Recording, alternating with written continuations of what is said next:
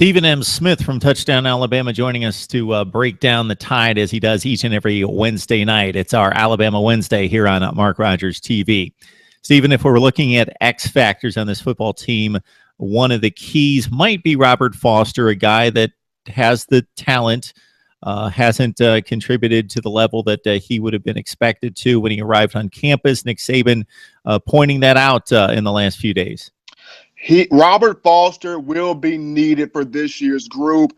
Nick Saban wanting him to develop a role on this team. When you use the term offensive juggernaut, and I don't want to use that term loosely, but when you say the term offensive juggernaut, Alabama signed 3 in its 2013 recruiting class: Derrick Henry, O.J. Howard, and Robert Foster. 2 of those 3, Derrick Henry and O.J. Howard, panned out.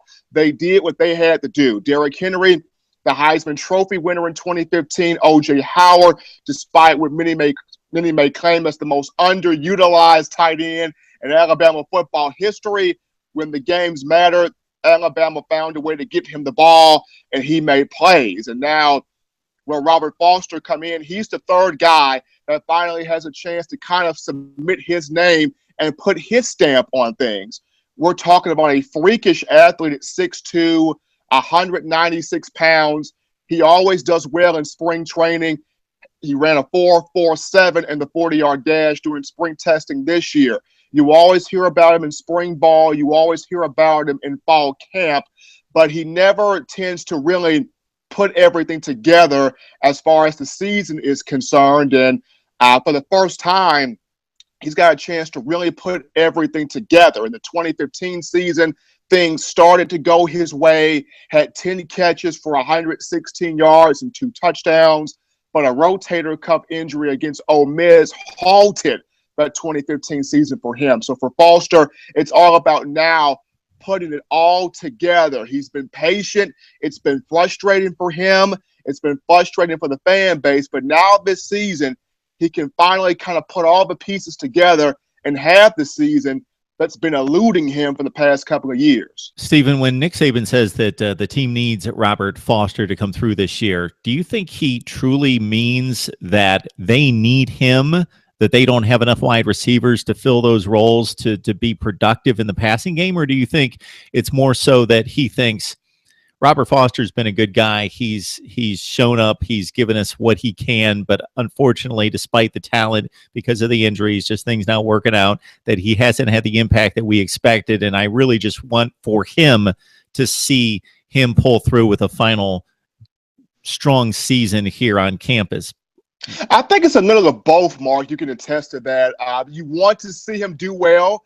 You want to see him finally have that year because he's such a big-name guy. I mean, I understand when you have 3-star guys, you want them to do well, 4-star guys. But when you bring in a 5-star athlete and they come in under so much of an expectation, you desire that player to really do well. And when they don't, it hurts because it puts you in a mindset of, I thought this guy was a 5-star.